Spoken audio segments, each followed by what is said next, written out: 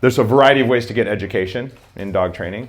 There's formal things like schools and things like that where people can go, seminars. There's a variety of these structured events where you can take advantage of those.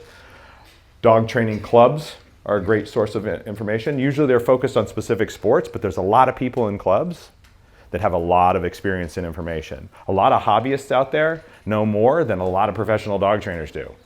Like, these people have been spending their life messing with dogs and things like that. It's their passion on the side.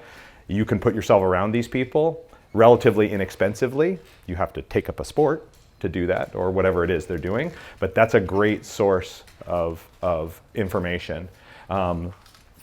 More or less free in terms of how those things go. Clubs are usually not super expensive for people, right?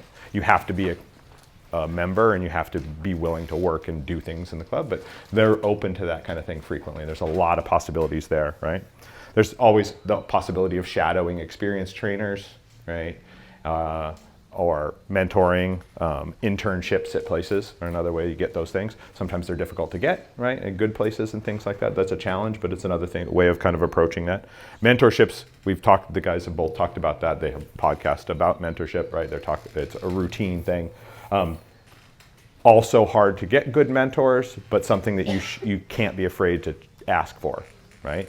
Lots of good, experienced trainers at a certain point in their career want to give back.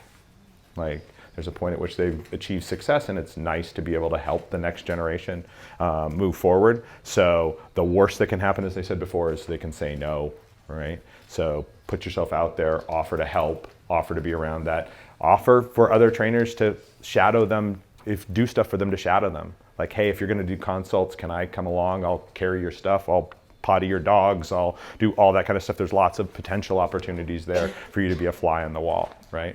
And most really good trainers won't feel threatened by that. Like, people that don't want to show you their secrets, they don't have any secrets, right?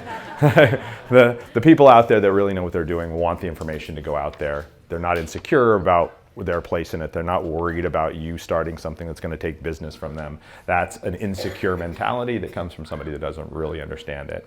And one of my favorite sayings is that a rising tide lifts all ships, as it were, and the more people have good information about dog training, the better it is for all of us.